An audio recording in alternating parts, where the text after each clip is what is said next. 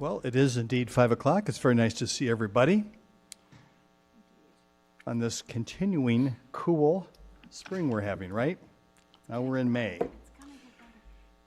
So I am calling to order our City Committee of the Whole meeting for Monday, May 2nd. Clerk Borling, will you please call the roll? Commissioner Decker. Present. Commissioner Hess. Commissioner Hoffman. Present. Commissioner Juarez. Present. Commissioner Pradle. Present. Vice Mayor Cooney. Present. Mayor Anderson. Here. Thank you, Clerk Borling. Next is communications. City Manager Ritzmar, are there any communications? Not tonight, Your Honor. Thank you. Next is the opportunity for public comments. Public comments will be limited to 3 minutes, I believe. Is that correct for the Committee of the Whole meeting? 2 minutes. Thank you, Clerk Borling. And you can call in.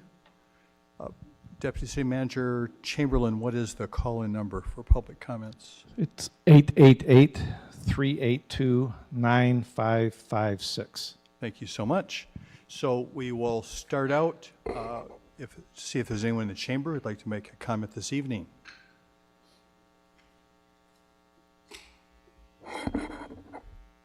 Sir, City Resident. Next up on your agenda is a presentation by Western Michigan University, Government Relations and Community Partnerships. This presentation will be given by Jeff Brenneman, who serves on the city's Downtown Development Authority and Downtown Economic Growth Authority Board of Directors, along with Mayor Anderson. Jeff is probably going to tell the Commission about how great WMU is and how wonderfully it treats its host city and residents. I'm here to provide a counterpoint to that presentation. First, WMU needs to stop violating City Ordinance Section 36115 during football games by operating golf cart-type motorized vehicles upon city sidewalks in Oakland Drive. This behavior is also a violation of Michigan Compiled Law Section 257.657A(14), which states a golf cart should not be operated on a sidewalk constructed for the use of pedestrians. I am glad that Jeff's presentation includes a section titled Constitutional Autonomy. He is correct that Western Michigan University is essentially an independent city within the city of Kalamazoo. Western is exempt from all city ordinances, particularly zoning ordinances. Western regularly and gleefully flouts city ordinances. For example, the relatively new Miller Auditorium internally illuminated sign on Howard Street that has full motion video, which would be prohibited if it was off campus. WMU allowed Adams Outdoor to erect an LED billboard at the Parkview campus in violation of the city ordinance that prohibits new billboards. WMU runs advertising on the Waldo Stadium LED billboards outside of game days, which is a nuisance to drivers on Stadium Drive. If it wanted to, WMU could voluntarily comply with city ordinances as other government entities within the city do. For example, Kalamazoo County voluntarily submits to the city's site plan review process. The WMU Board of Trustees violates the Michigan Open Meetings Act by holding what they call informal sessions. All decisions are made in these meetings. They vote during formal public meetings, but there is little to no discussion during the formal session. This is because they already held their discussions during the informal session outside the view of the media and public. The WMU Board has 8 members, including Kalamazoo Promise, Foundation for Excellence, and WMU Empowering Futures major donor Bill Johnston, who has served on the board for over 15 consecutive years. Before Bill's current term ends this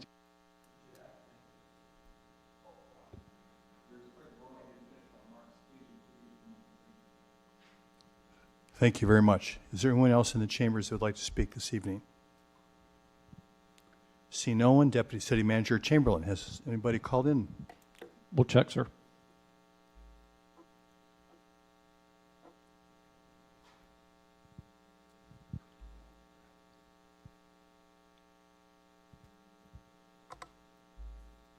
We do not have any calls. Thank you, DCM Chamberlain.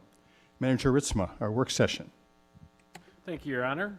Tonight, we welcome Vice President of Governmental Affairs, Jeff Brenneman, and Kara Wood, who is also a part of the Governmental Affairs community part of it. So, sorry, I forgot your title. So, Community Relations. We welcome you forward, and they want to give a presentation of what Western means to the community and vice versa. So, thank you. Welcome.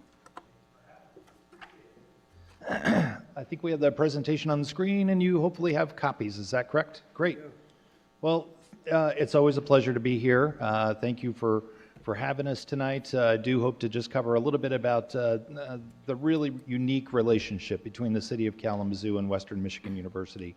And we are better when we work together, and I think we do that quite well. So let's go through. First of all, the Office of Government Relations is really here to work on behalf of Western Michigan University and strengthen our relationships with all levels of government, from our local city government all the way up to the federal government.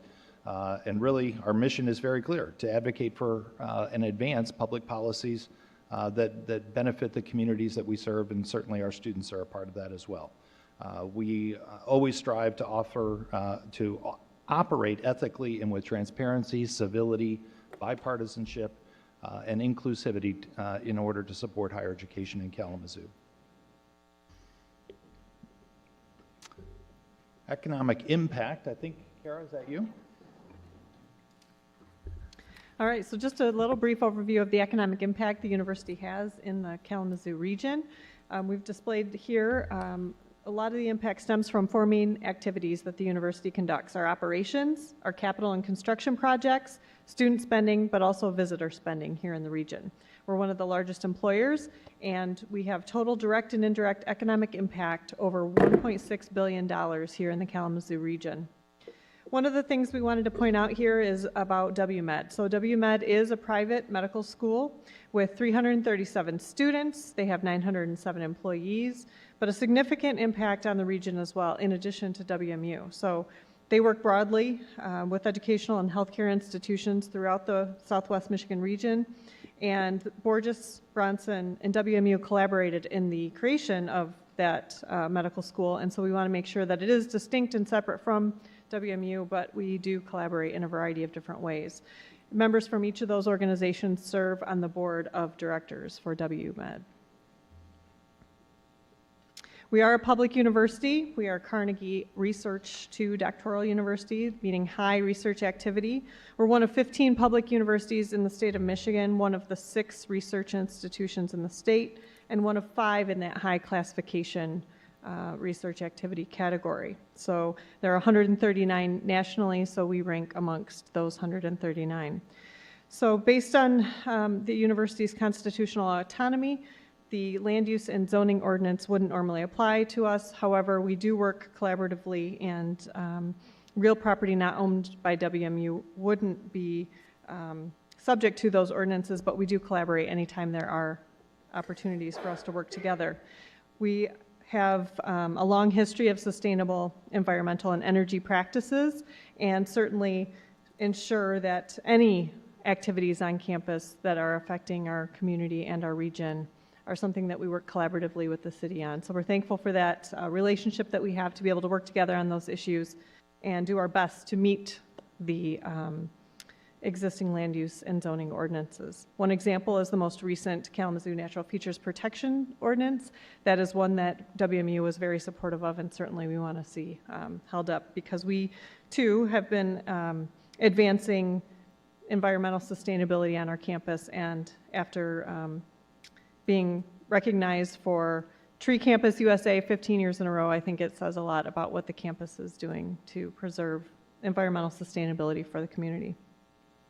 We have 19 LEED certified buildings, and we have 1.3 million gross square feet of new buildings pending certification. So we continue to lead in that regard. One of the things we want to make known is that we do pay special assessments to the city of Kalamazoo and any other organizations that would be assessing us special assessments. Also, regarding public safety, the jurisdiction and cooperation that we have with other public safety departments in the county is important to note. Also, our public safety officers are working very collaboratively with the Sheriff's Department and serve as backup in the West region. So we do have a really good working relationship in regards to public safety, and want to point out that we do work collaboratively, but there are unique circumstances where jurisdiction does apply.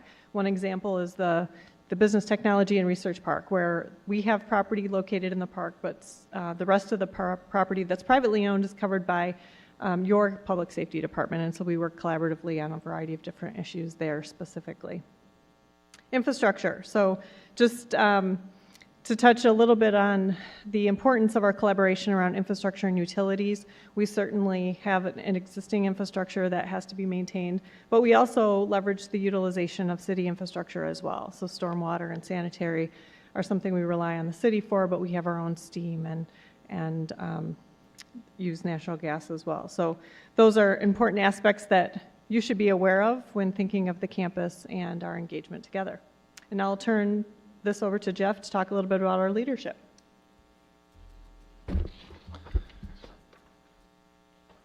And by the 1964 Constitution of the state of Michigan, we are governed by a board of trustees. The governor appoints our trustees to 8-year terms. Those are quite helpful, actually, because it really gives a long stability that often goes over the course of one governor and into another governor. So currently we have, I believe, let me think, we have 5 trustees appointed by former Governor Snyder, 2 appointed by Governor Whitmer. We have 1 vacancy that you might have read about in the paper recently, and we have 2 more that expire at the end of this year. So by the end of this year, the balance by which governor they were appointed will start to change, and we find that to be a good thing, and the Board of Trustees works well together, no matter the governor that appointed them. They realize this isn't about politics.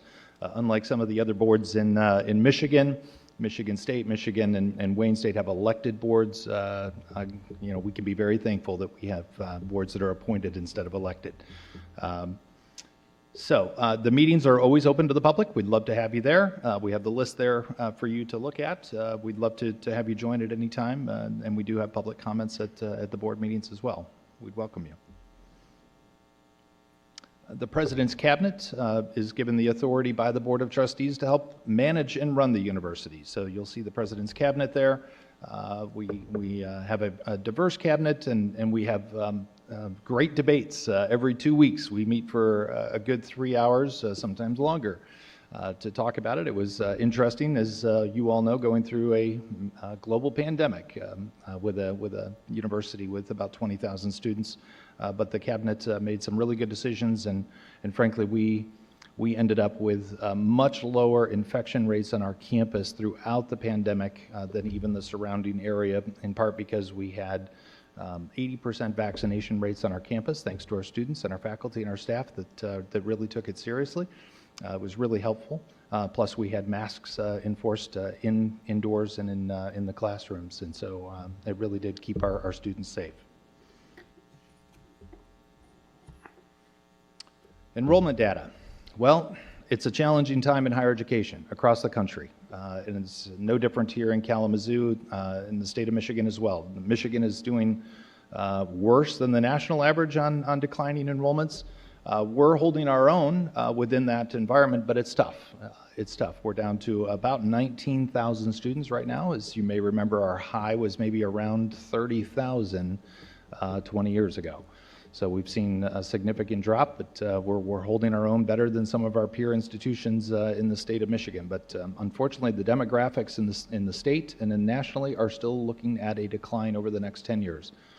So we're doing everything we can to prepare the university for further declines. We're fighting like hell for every student that we can get. This is a competitive environment for students, and if you have been on campus recently, you've seen the new student center that will open in July. We've been doing a lot to beef up our infrastructure, get the classrooms of the 21st century. Those things are going to be really important, but it will have an impact on the city, and we all have to really work closely together as we think about the neighborhoods around the campus with the declining enrollment. So it's important that we work together. It's kind of like they used to say about Michigan and the auto industry. When the auto industry sneezes, Michigan catches a cold. I think the same could be said with Western and the city of Kalamazoo, and so we all got to work together to do what we can during these tough times ahead. Empowering Futures, you might have heard of this. We had the historic philanthropic donation of $550 million last year, the largest public gift ever given to a public university. $200 million to Western Michigan University, $300 million to the med school, and $50 million for athletics. We've already started to unveil what that means for Western students, so you've probably seen some of those announcements about housing scholarships, and what we're really trying to do is make sure that we can, again, increase enrollment, but really look at DEI as a part of that initiative. We really want to make sure that we have more diverse students, more diverse faculty, more diverse staff. All of those things are a part of empowering our futures. So you can see in here a couple examples of what we're doing to really make Western stand out in this competitive environment. And it's really nice to have this kind of gift to help push us forward as we go there. Student job opportunities, usually obviously a big piece of this. We have a lot of our local employers that are really helpful in employing our students. So we have a couple of our students here with us today. Yusha and Emma are interns in the Office of Government Relations. Yusha is an undergrad and Emma is a graduate student. So we're glad to have them here. We wanted them to be a part of this today. As you can see there, we have 8,000 part-time jobs in the Kalamazoo community are filled by WMU students. 66% undergrads, 69% of graduate students have part-time or full-time jobs while working on their degree. Pretty impressive numbers. It certainly helps our community having our students in town. I'm going to turn it back over to Kara. So we've included in the presentation a little bit about some of the policies that we hear from elected officials about, and those policies include things like holding events on campus, using university facilities, which we do a lot of, also the student code of conduct for your information, and also the use of our logo anytime that the community is asking for. All of that is published on our website, and those links are available to you in the PDF that we sent you. Also, just a little bit about our community relations activities. Certainly, we have a lot of involvement through the Lewis Walker Institute in community, but then also we participate in things like the Holiday Parade and also Com University as well. So there are a lot of ways in which we engage with community. We also have centers and institutes, so you might not be aware of this, but we have 50 centers and institutes on campus that are organized to leverage the expertise we have on campus to benefit the community. So anytime that you have a problem that you're trying to solve, we ask that you think about Western's talent and these centers and institutes that might be able to help out.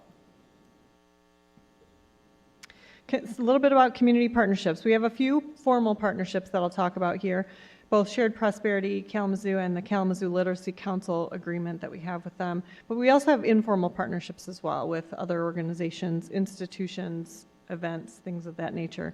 But these are just two of the formal ones that we have with the city on Shared Prosperity Kalamazoo through the Lewis Walker Institute, and also the College of Education and Human Development work very closely with Kalamazoo Literacy Council on a variety of different initiatives, both engaging faculty and students in the neighborhood. So I think some of you are familiar with these two, but just wanted to point out that we do have formal MOUs in place for those and work collaboratively on executing.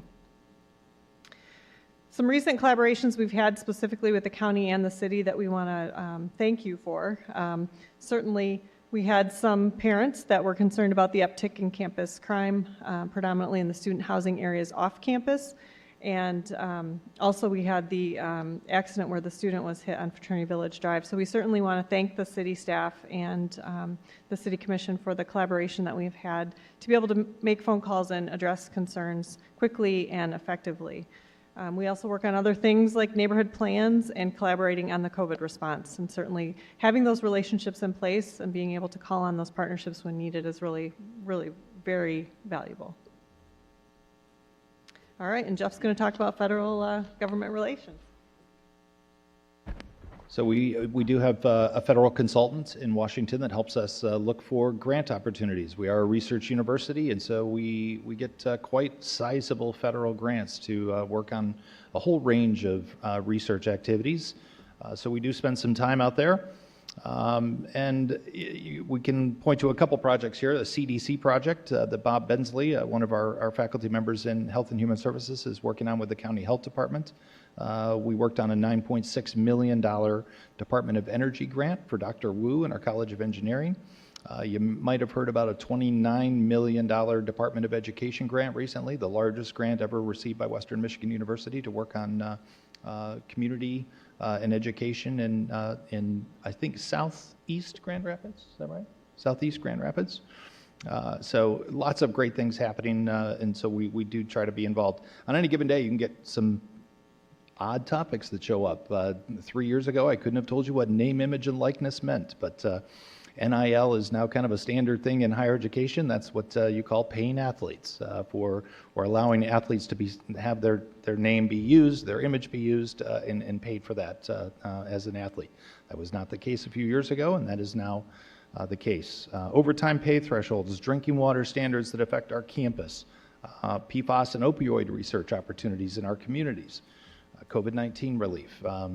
Western Michigan University is a part of the COVID bills, as the city also was a benefit of that. We distributed over $42 million to our students, direct aid to our students through those COVID relief bills. So certainly that had an impact on the community and helped them get through a very difficult time to go to college. State of Michigan, obviously being one of the 15 public universities in Michigan, I'd like to say that the state of Michigan is our largest donor. We get about $112 million a year in operating funds from the university. It's about 25% of our overall budget. So we're always looking to have consistent two-way communication with our delegation. And in the last 4 budget cycles alone, beyond those operating dollars, we've worked on special delegation projects that have totaled $68.25 million in special funding. So that includes Dunbar Hall being renovated, the College of Aviation in Battle Creek getting a new renovated space, as well as some projects on childhood trauma, our resiliency center and the unified clinics, the Michigan Geological Survey, which we host at Western Michigan University. So those are the kind of projects that we work on a daily basis, and we're in the middle of that now. I mentioned those projects there. Dunbar Hall was funded in part through capital outlay at the state. We're working on a STEM initiative with the federal government right now. The city has been supportive of that initiative as well. And our new student center that I mentioned opens in July. We're going to love to have you on campus to take a tour when it opens. It's going to be really, really special. City and county government relations. I think Kara's going to take it over for here, right? Or am I doing this slide? Okay. So we want to point out that we have a lot of students, staff, and alumni serving in various capacities in community, both at the city level, but then also within a community as well. Other organizations, nonprofits, here is just a short list of those. We spend time with city staff, monthly and quarterly meetings with city leadership and city staff. We have meetings with county and township officials on an as-needed basis.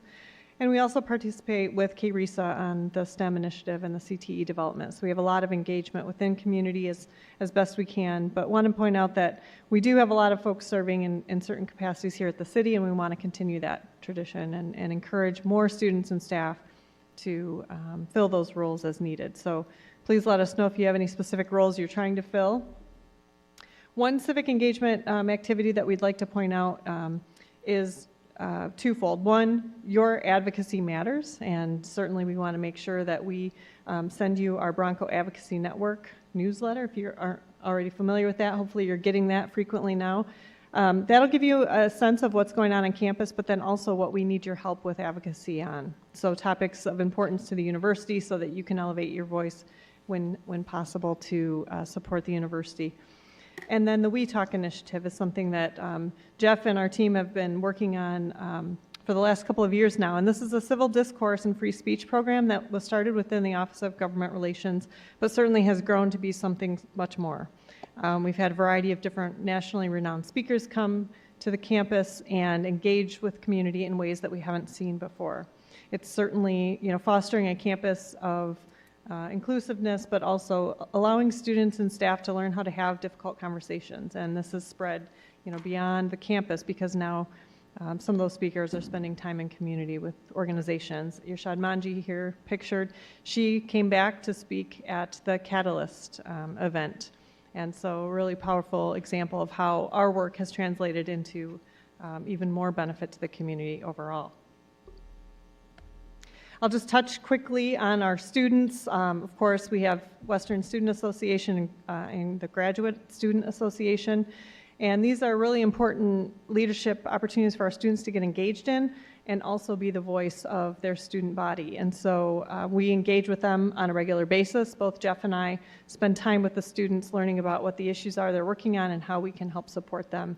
And we'll probably be, meeting with new students in the fall as those elections have occurred and new students come in. But it's a great opportunity for us to maintain a really close working relationship with our students who are future government leaders. And Emma here is one of those former Western Student Association members, and now she's a graduate student with us. So going forward, like I mentioned, your participation and relationship really matters. We want to work with you on legislative advocacy, community engagement, and ways that can support the city and its operations. We would like to offer campus tours anytime that you need them, and we also collaborate on corporate connections as well. So we do have a corporate engagement program where we engage with employers to build that mutually beneficial relationship that benefits not only our students, but also the community and the campus as well. You can help us by listing any internships or positions that you know are available from organizations that you're affiliated with. We want to make sure our students leave campus with an experiential learning opportunity, at least one, if not more. And certainly we want to make more available to them, whether it's through a formal course or a summer community program. Obviously, community service work-study program opportunities are still available, as well as service learning. And I'll turn it over to Jeff to close this out. Well, thank you all, really, for your continued partnership. It really is important to us that we have open lines of communication to work together on these issues, and I've very much appreciated City Manager Ritzma and his team and the mayor. I've seen Commissioner Hess on campus a few times recently, and certainly Chris has a long history. And then there's that vice mayor over there that is the one who taught me about civil discourse. So learned from the best. So we really do appreciate all that you do for our city, and we're lucky that we have such good relations between our city and the university, and we look forward to continuing that. Thank you very much. Thank you very much, Jeff and Kara. Are there any questions for team here from Western? Vice Mayor. Yes. Thanks, Jeff, Kara. Appreciate all the wonderful things that Western does for this community. I just wanted to mention that we have a new initiative now around youth. Yes. This summer, we're putting in another about $1.5 million in the program for youth. And in the fall, will be phase 2 of that program. And we've talked to, city managers talked especially, to the superintendent of schools, and she's allowing us to open some of the schools into the night and on the weekends. And one of the things we'd like to do is have study halls for kids. That's great. Because we all have a great interest in increasing enrollment, and we have a tremendous interest in getting kids to the promise, and too many kids aren't getting there now. Mm-hmm. So it seems to me that's a natural for the education department and other departments in schools to partner with us, and to when we're planning these things for the fall, to really help our kids succeed. Thank you. No, we appreciate that, and we're working on a new initiative on youth mental health as well. We think that coming out of COVID, we've seen it both through our Trauma and Resiliency Center, teen suicides, substance use disorders. We've got a crisis on our hand nationally, and we certainly are seeing the similar results here. And so what we can do together on youth initiatives and hopefully on youth mental health in the months and years ahead are going to be very helpful. So happy to help however we can. Thanks, Vice Mayor. Commissioner Pradel. Hey, good to see you guys. Thanks for being here tonight. Had a question for you. You mentioned, you talked a little bit about Fraternity Village Drive and that accident I see. Unfortunately, there was another pedestrian accident on West Michigan Avenue with another individual recently. We're keeping them in our thoughts. But just was curious in terms of, in your view, anything more that we could maybe do, keep our eyes on, work together on in regards to safety in that area.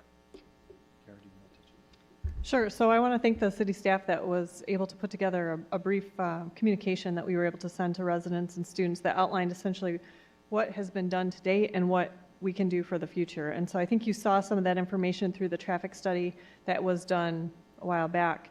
And I think that we could work together to implement some of those other solutions, recognizing that it's going to take some resources, and so we can probably work together on accomplishing those things together. The small things have been done, signage, striping, and some of those safety elements, but there are some longer term plans that are going to cost some dollars that we certainly will commit to working together on. Sure, definitely.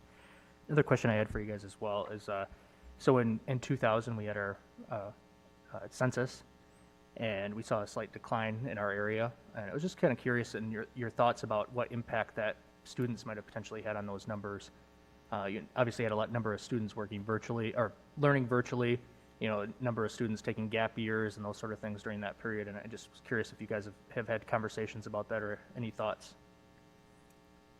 No, I don't think we've had any specific conversations about specifically the 2000 census results and what that impact was on student enrollment. Certainly, we could talk to the admissions staff to see if they had any insight, but we haven't had any at the cabinet level.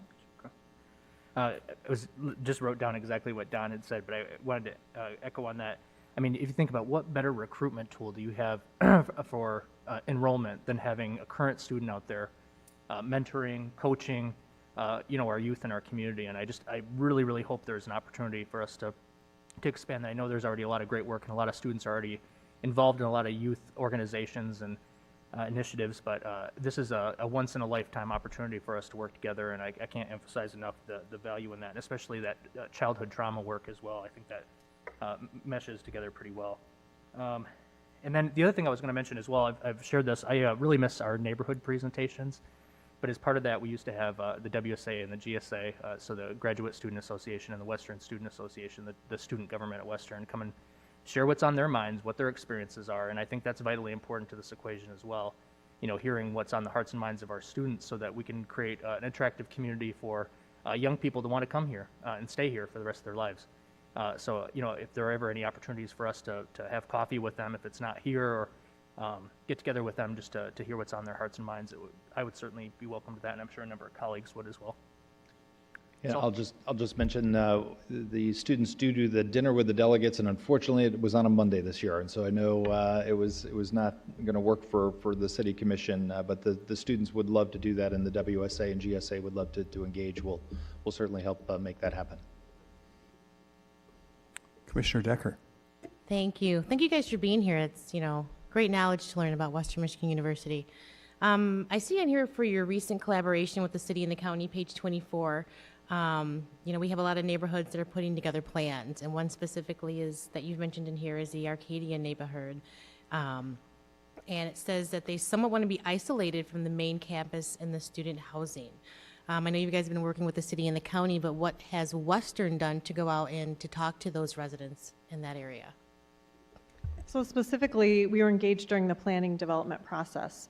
And unfortunately, because of the pandemic, the neighborhood meetings have not been taking place as they were pre-COVID. But certainly, to Chris's point too, we certainly can make ourselves available for those opportunities, and we'll continue to engage with residents. We do reach out when there are certain issues of shared interest. I think there was some research being done on urban deer recently.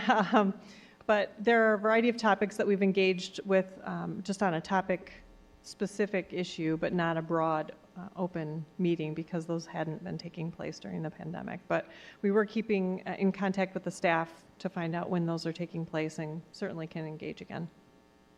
Awesome. I like that because we're actually working on putting something into place where you'll have, some of the commissioners there at meetings at the neighborhood association meetings, so we can be there to gather information and support you and support them, and kind of from the city side, we can also hear, and then from your side and the resident side, we can kind of hear really what their questions and qualms are about that. So thank you. We have been communicating via email in between time, though, certainly. Anytime we have activities going on campus that might impact whether it's noise or crowds, we certainly make sure the neighborhoods know and send that via city staff. Thank you, Commissioner Decker. Commissioner Hoffman. Thank you guys for being here. And thank you for all that you do. I know you guys do wonderful work within our community, and there's still so much more that can be done. And so my question to you guys is, do you ever see the institution working closely with the housing sector to have an impact on our housing insecurity and homelessness issue here within the city? I'm sure if we have the experts, and I don't know them off the top of my head, but if we have experts in those areas, we will do whatever we can to bring them to the table. I know that Dr. Luchara Wallace is often working through the SPK initiative through the Lewis Walker Institute. But if there are other people that we can bring to bear, we'll be happy to do that. So I live downtown, and I know the issue well.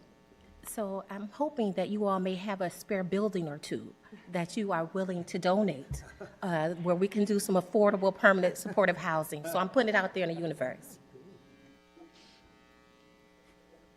Thank you, Commissioner Hoffman. Any other questions? Yeah, Commissioner Hess. Again, thank you both for being here. Thanks to the students for being here.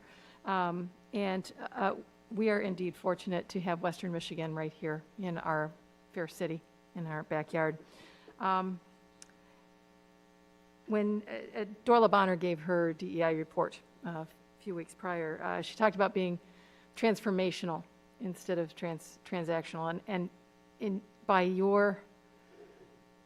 By your initiatives and with what you're doing in our city, I see that as transformational, and you're embracing that.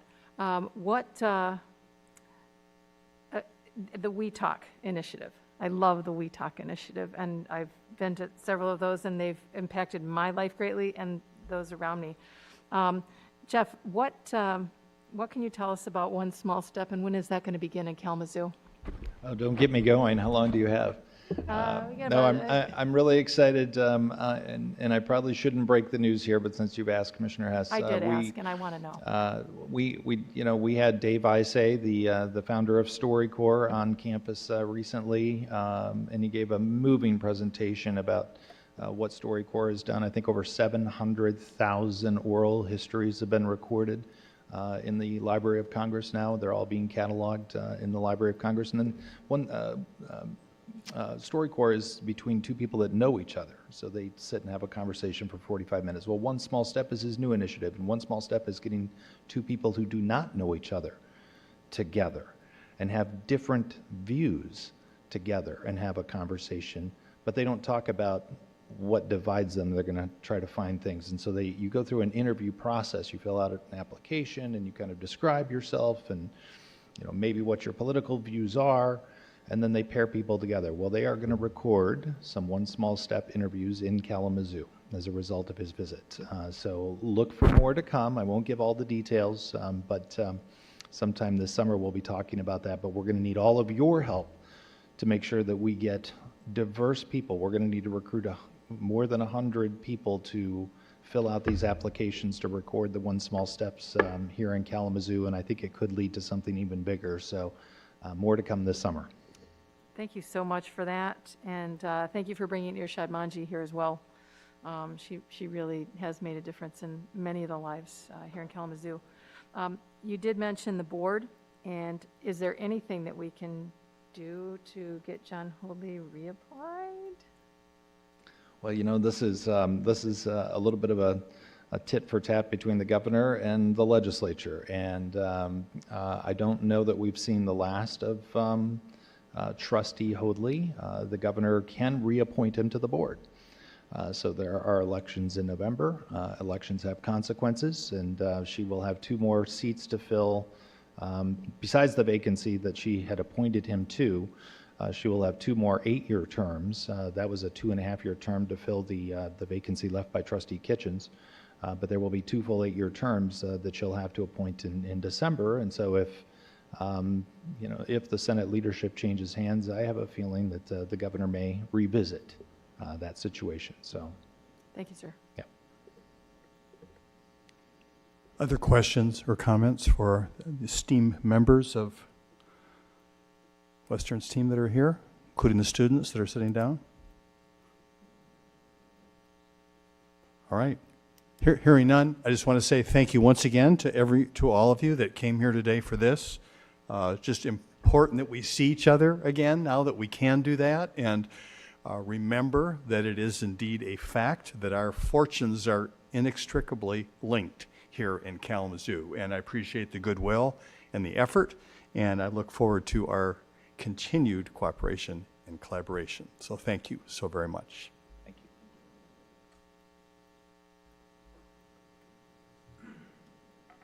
you. You want to introduce Yes. our next? Thank you. We have Josh Hilgert here who is the executive director of the Kalamazoo Defender, and he's just going to give us an update on Defender's office and all that's going on there. Josh?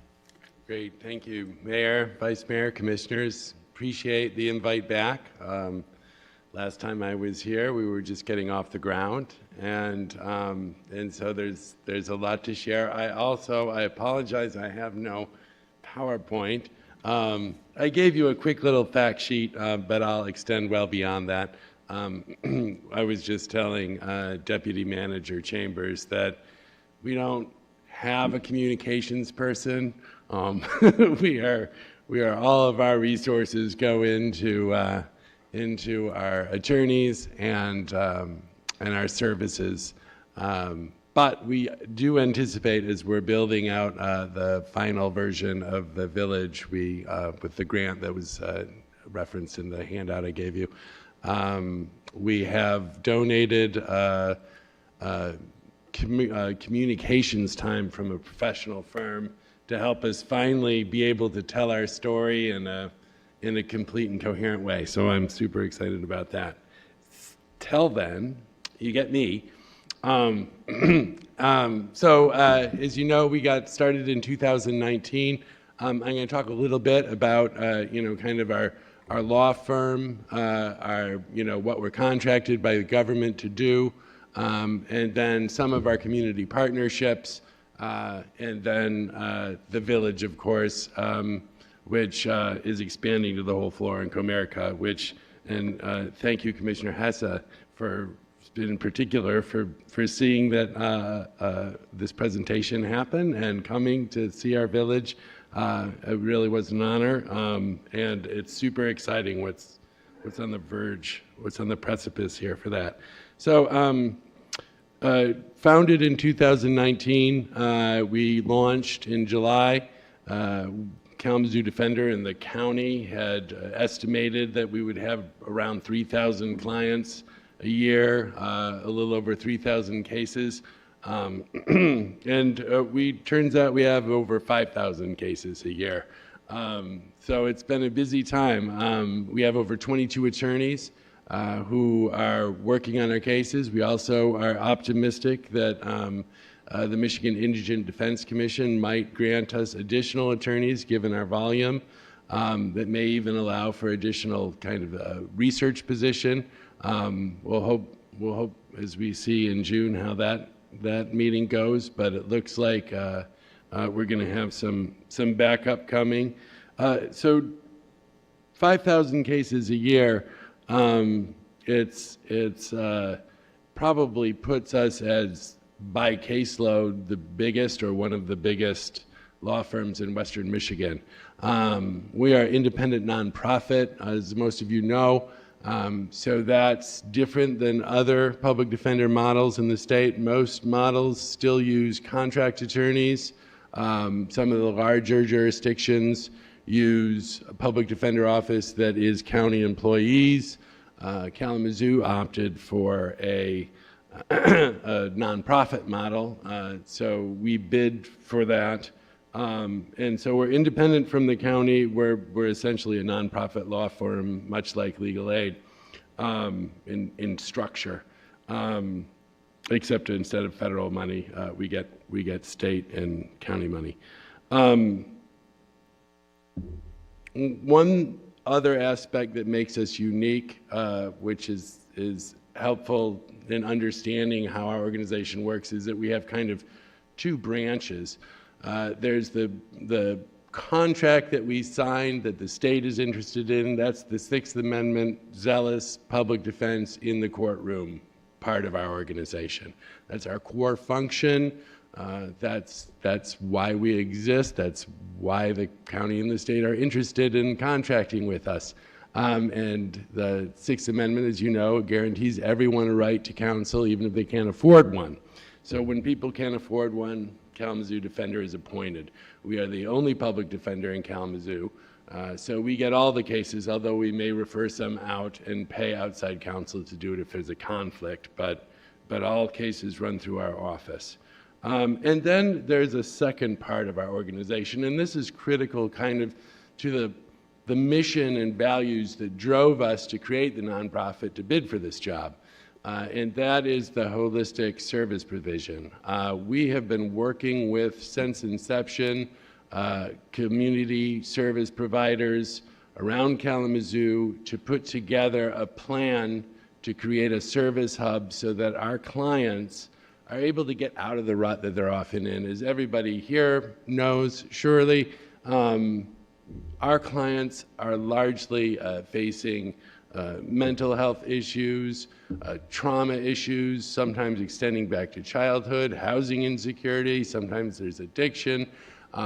There are other legal matters getting in their way, and they keep getting caught back up because of their limited resiliency and confronting this host of issues that they're back in the criminal justice system, and that's not really a good way to serve them. It keeps cycling them through a system that doesn't address the underlying concerns to help them get in control of their own life. And so that was really the fundamental proposition that drove us to creating Kalamazoo Defender, is how can we garner the resources and the community input in a way that doesn't recreate silos, but brings the silos together so people can not just provide services that are critical to our clients, but start to learn more about our clients. You know, I'm learning more as an attorney about how housing works, about how mental health works.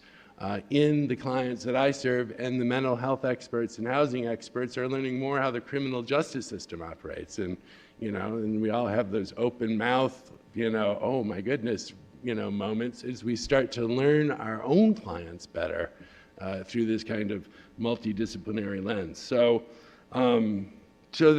that's kind of a breakdown in how Kalamazoo Defender is structured. The service provision and the legal representation are kind of our 1-2 approach. And they actually work together, and this is an important thing to understand. The service provision, its primary focus is, hey, how do we get you back on your feet? What do you need? It is client-centered. It is not forced on them. They are not required to do anything. It's not like, you know, probation or anything. It's voluntary. And we usually start with, what do you think you need, rather than what we think you might need. And that creates a conversation. It creates a room for trust. They understand that we're here for their needs. And that helps with our relationship generally. So there's a better relationship with the client, which makes for a much better legal case, too. It's all really holistic and blended together. But furthermore, there's the advantage of being able to also go back and talk with the Office of the Prosecuting Attorney, talk with the judges about, hey, let me tell you about my client. My client is engaging voluntarily in these services. The KVCC is one of our partners in the village. They're providing job training and life skills training, and there's a 90% likelihood of a job placement, you know, in such and such amount of time. That permits the court or the prosecutor's office to look at the case a little differently and think, okay, well, maybe there's you know, we can work something out. Or maybe we can suspend the sentence and wait and see how these programs turn out. If they turn out, we could dismiss the case. And this starts to create avenues for the court to be able to look at ways to avoid incarceration, avoid a punitive response, which was the only thing really available absent other alternatives. And so that service provision really starts to work together with the legal representation to be able to present pathways that, you know, heretofore were more difficult, particularly for indigent defense attorneys, which, you know, had to work on a very limited amount of money and without an office to support them. So the sea change in the experience for the clients is certainly substantial, as you can imagine, compared to the pre-Kalamazoo Defender era. That said, of course, we're always learning and growing, and we got lots to learn and grow. But it's exciting. So that's kind of just an overview of where we are with our law firm and kind of the structure. Then I'm going to talk a little bit about community relationships and then about the village. So one of the other principles that we kind of kept, and all of this is really in our founding document when we made the proposal to the county government. We really stuck to what we said, or tried to as best we can. That document also cited community involvement in our organization keeps us accountable, and it keeps us focused on what the community and our clients might need. So we've developed a number of relationships throughout the community so that we're better informed and the community understands what we do and how the criminal justice system works a little better. We can kind of pull back the veil of all the mechanics that work within the criminal justice system to our partners, and that helps them understand their constituencies, which often, run into the criminal justice system as any citizen might. So those relationships range from the practical, like the service delivery relationships, which I'll talk a bit about when I get to the village, to just community relations with constituency groups in the community. But often, out of all of them come real practical campaigns and efforts, which is super exciting because it feels like an integration of work and accomplishment. We're a member of the TRHT team, the Truth and Racial Healing and Transformation, which just is a potpourri of leaders from around Kalamazoo doing critical work in this kind of intersection of culture and racism, which provides us with enormous help. We're a largely white organization. Our attorneys are largely, we have white attorneys. And so that's a relationship that allows us to get training and exposure and access to groups and information and resources and just a number of resources that permit us to maintain conversations that would otherwise be difficult to have. It also is a good jumping off point at TRHT for how we can jump and help other organizations understand how their clients are going through particular experiences in the criminal justice system. So we're able to absorb the expertise of other organizations and also share our own. We worked with the NAACP for registering our voters in jail. We worked with the NACD for the expungement clinic. We worked with the city for an enormous expungement clinic, which was probably the most successful in Michigan. It was super cleanly run with the support of a city government. We have a partnership with AllPact, our organization that's Advocates and Leaders for Police and Community Trust. Our organization has a position on the steering committee and the planning committee. We work with the state bar planning committee as well on state legal issues. We have membership on there.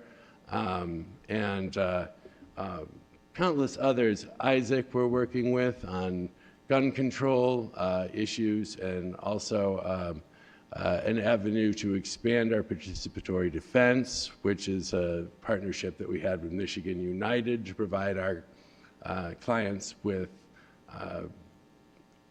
peer support, people who've been through the system, who can kind of take our clients through what they might expect as they move through the criminal justice system. And then I was reminded of our partnerships with Western, which Western sure has its help everywhere. So we partner with WMed in doing research and with a fellowship that is also drawing research from our work for one of their clinical programs. Lewis Walker Institute that is helping us with DEI training, and also a different data project where we're looking back at our impact on cases since our inception and how that affects social outcomes with our clients. The School of Social Work where we have established a remarkable internship program for their MSW candidates. It really is, they're able to jump into such a diversity of work. They get to work directly with clients, and they get to work on so many different issues with so many different service providers in Kalamazoo. They walk away loving the job. And also the Evaluation Center at Western is participating with us in figuring out how best to document our impact with the village as we start to build that out. And I wasn't going to mention all that, but that gives you an idea also too about how impressive Western is. So that's just kind of an example of our community relations. We are out in the community as much as we can be. We want everybody to know what we're doing, and we want everybody to feel comfortable coming to us and being able to talk to us about what they might need, because this is a core function of society, criminal defense, and also being able to lift up our clients and their experiences to the community is also, I think, an important function, and we see that as our duty as well. That's mentioned right there in the handout, that lifting up our clients' humanity and who they are. As I mentioned, the multi-dimensional lens that we start to see our clients through all the services that we're working through in the village. It really is critical because it's so easy for our clients to fall into the label of homeless, criminal, addict, you name, any one of those, any three of those, where you start to categorize a person as though those are some anomalous experiences that define who that person is, when in fact there's a human being there with a life that is experiencing problems that many of us, millions of us across the land, experience all the time. And they need to be understood for that human being so we can develop the best approach to love and care for those people. So that's a critical function of our office, and that's where the village comes in. So the village, as I've alluded to, is a hub of service providers in Kalamazoo. We work with over a couple dozen organizations, not all of them providing direct services. We have the public library as one of them, for example. But the public library also coordinates with the Kalamazoo County Bar Association, which both are housed in our organization, and they have the pro bono clinic that they operate together. So that allows our clients to get civil legal help.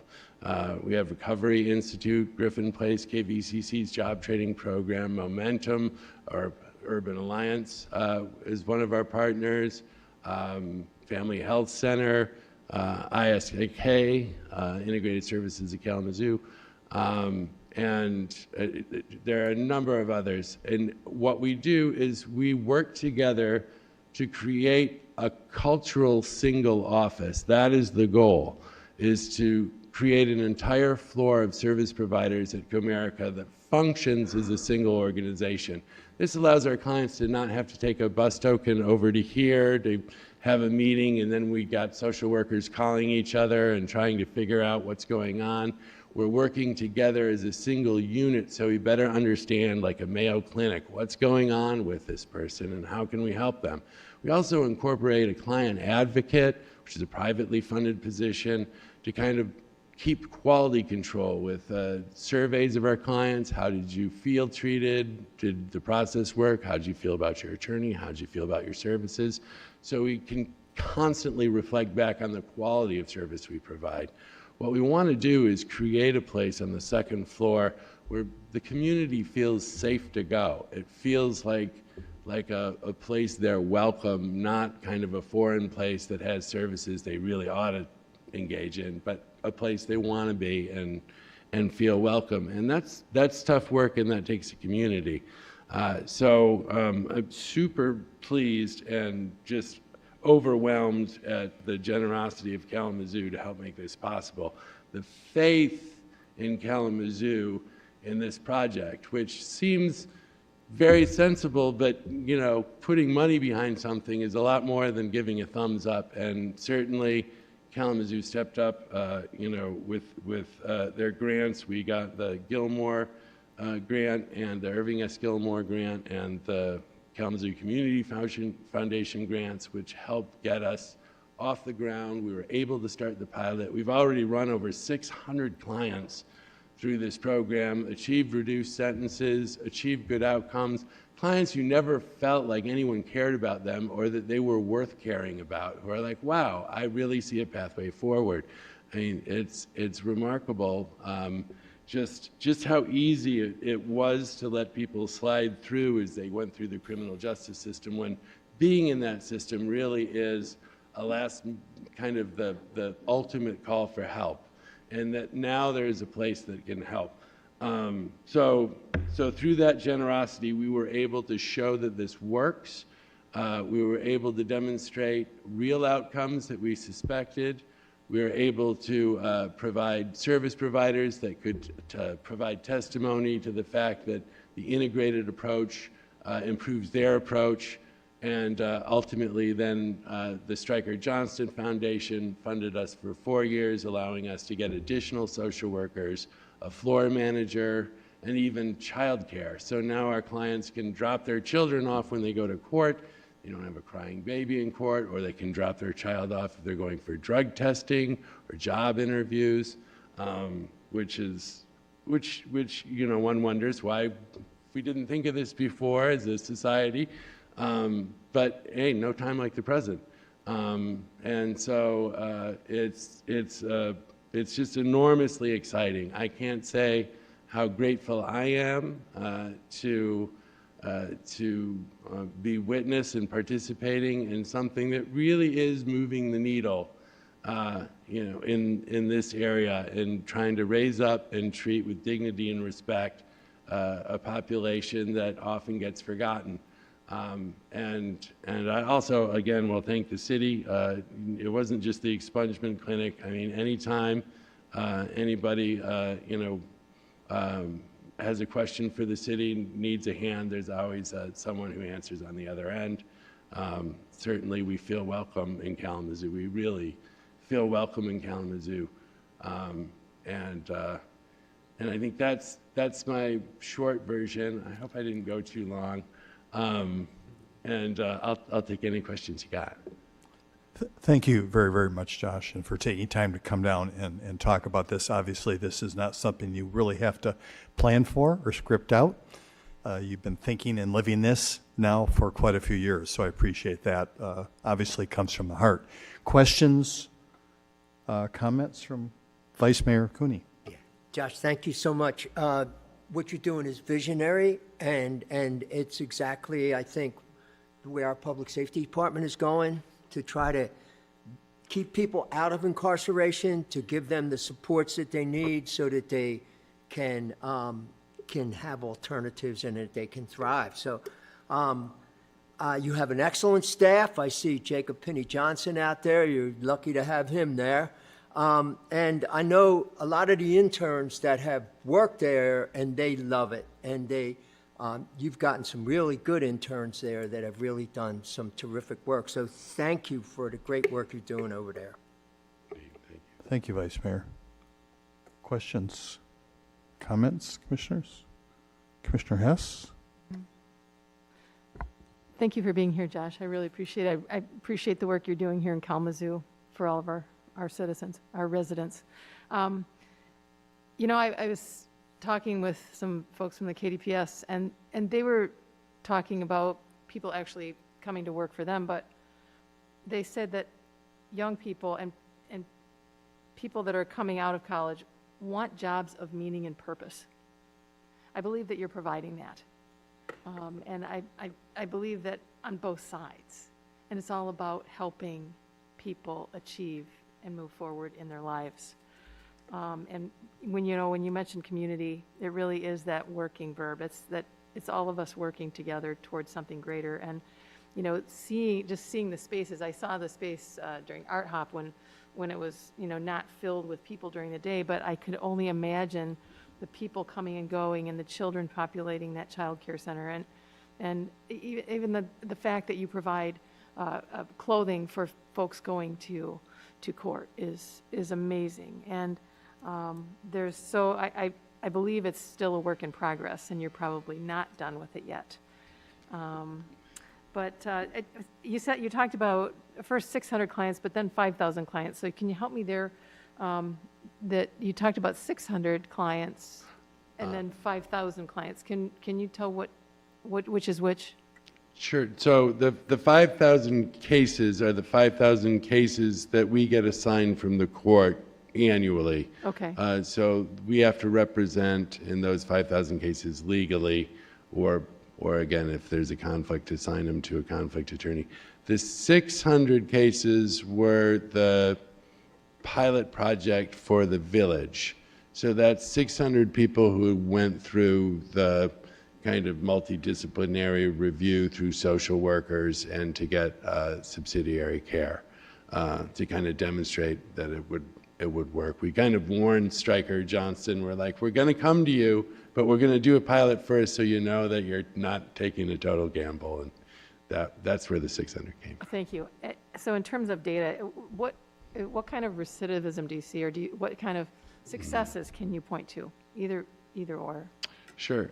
So recidivism is still really hard to tell because we're so new and we had just piloted it out, so those 600 people with the 5,000 each year, how much is that going to tell us?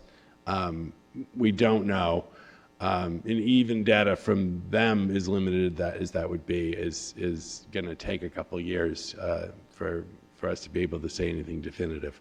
But that is something that we certainly are measuring. There is data around the country.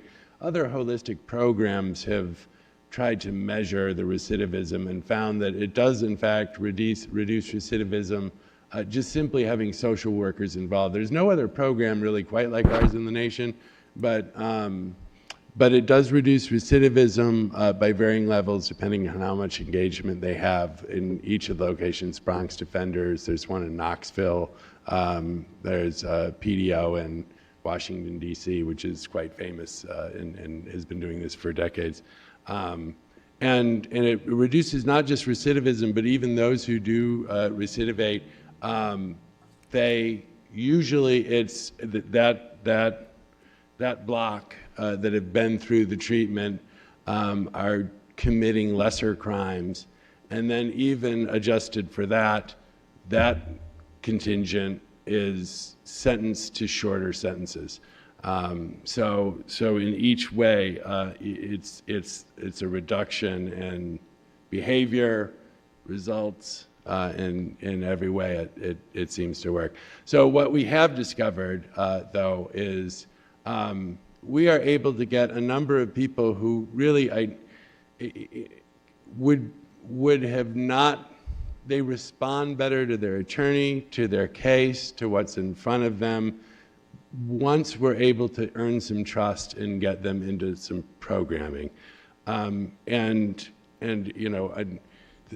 The ability to guarantee good outcomes, even in the court case, and get the person to participate in their case, in many of these instances would have been terrible. Often clients they don't want to talk about their cases. They don't want to think about their cases because it's traumatic. I mean, the process is incredibly traumatic, and I think that's one of the things that hopefully we can help the public understand is that just being involved can be difficult. So engaging people and making them feel heard and have a safe place, just that alone increases outcomes. But then obviously you work on other problems like housing insecurity or addiction, and your chances of success go up quite dramatically. Thank you.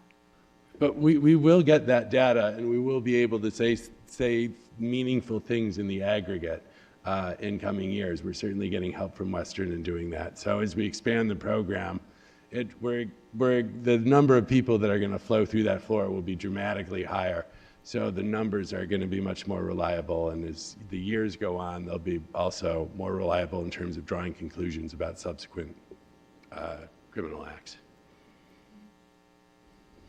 Thank you very much. Thank you, Commissioner Hess. Yeah, Commissioner Juarez. Yeah, so I think what you guys are doing with the whole village concept is very awesome. About 7 years ago, I started the program Momentum at Urban Alliance. and that has made an impact in people's lives. You know, people. It's surprising what you can see people do when they start to realize that they have a purpose. They're important. They're cared for, and that was just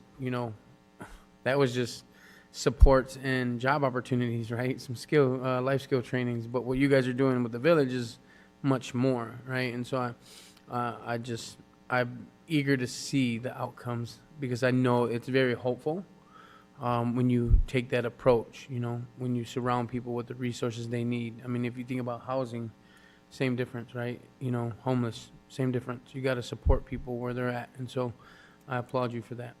Thank you so much. Thank you, Commissioner. Thank you, Commissioner Juarez. Any other questions for the esteemed director here of Kalamazoo Defender? Well, thank you. Once again, thank you. It's so wonderful to be park-facing neighbors here and realize that we are, you know, our work is interconnected and important. I hope that we, in the not-too-distant future, have another expungement event that we will do this year. I haven't heard about anything being scheduled, but now that we are getting to spend more time face-to-face, seemed like this would be opportunity for it. I think the last one, it's big enough news that Attorney General Nessel came down for that, as a matter of fact, which was a nice recognition. So anyway, I really, really appreciate you coming here today and talking about this important work. So thank you very much. Thank you, Mayor. Thank you, Jacob, for coming down here too. Take care now. Manager Ritzman, anything else? That concludes the work session component of tonight's meeting. Thank you, Manager Ritzma. Now is the opportunity for commissioner comments. Any comments for the Committee of the Whole meeting? Commissioner Hess? I'll just say something briefly. Both of these presentations had an amazing educational component to them. And I've been really noodling how we actually claim that as a city, how important it is that education really forms us and grows us and helps us move forward. Just like the program, Commissioner Juarez, that you began. You know, it's an educational component. So both of those were education not only for us, but for the public. And that's valuable. And the more information that we can share and help people move forward, the better. I just really believe it's one of our greatest strengths as a city. Thank you, Commissioner Hess. So I'd just like to remind everybody that we do have a business meeting tonight. That starts at 7 o'clock sharp right here in the chambers. You'll see us all back. I appreciate everyone who took the opportunity to watch our meeting this evening in real time, and also it will obviously be recorded and available for later viewing. We are adjourned.